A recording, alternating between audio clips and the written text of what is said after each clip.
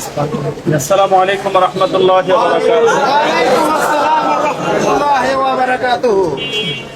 আমি আসলে এটা কখনো কল্পনাও করি নাই যে আমি জুমার মধ্যেও বলেছি যে আমরা যে স্বাধীনতাটা যে পাবো দ্বিতীয়বার, আমাদের এই ভূখণ্ড ছাত্রদের তাজা রক্তের বিনিময়ে আমরা যে স্বাধীন করতে পারবো, গত সপ্তাহ কিন্তু আমরা কেউ এটা কল্পনাও করি নাই, ঠিক কিনা?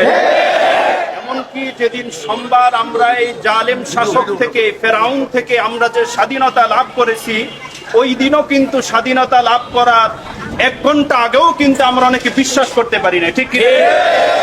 এই স্বাধীনতা আমরা অর্জন করেছি, এটি আল্লাহ তাআলার পক্ষ থেকে আমাদের জন্য নেয়ামত, এবং আমাদেরকে সচেতন থাকতে হবে এই স্বাধীনতার মধ্যে যেন কোনো প্রকার কলঙ্ক না লাগে।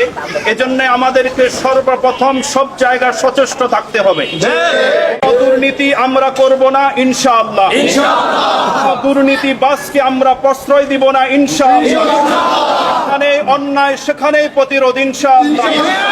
শুধুমাত্র মসজিদ ভিত্তিক প্রতিরোধ থাকবে তা নয়, সমাজের প্রত্যেকটি রন্ধে রন্ধে প্রতিরোধের দুর্গ আমরা গড়ে তুলব ইনশাআল্লাহ। এমনকি অন্যায়কারীরা এতদিন সংঘবদ্ধ ছিল, অন্যায়কারীরা এতদিন তাদের বুক ফুলিয়ে চলেছিল, আজ থেকে আমরা ভালো মানুষরা সংঘবদ্ধভাবে চলবো, অন্যায়কারীরা বিচ্ছিন্ন থাকবে। অন্যায়কারীকে আমরা সংঘবদ্ধভাবে হতে দিব না। এমনকি আমি চাই এই সব কিছুর দিক নির্দেশনা এবং এই সব কিছু দেখাশোনা করবে আমাদের ছাত্র সমাজ। তাজা রক্তের বিনিময়ে আমরা এই অন্যায়কে রক্ত দিয়ে ধুয়ে মুছে ফেলেছি ইনশাআল্লাহ। আগামীতে আমাদের প্রতিজ্ঞা হবে এটা, যে অন্যায়কে আমরা রক্ত দিয়ে ধুয়ে মুছে পরিষ্কার করেছি, সে অন্যায় যেন আবার দ্বিতীয়বার আমাদের মধ্যে যেন বাসা না বাঁধে ইনশাআল্লাহ। সকলে সচেষ্ট থাকবো, সতর্ক থাকবো ইনশাআল্লাহ। আল্লাহ তাআলা আমাদের সকলের প্রতি রহম করুক, প্রত্যেকে বলি আমিন।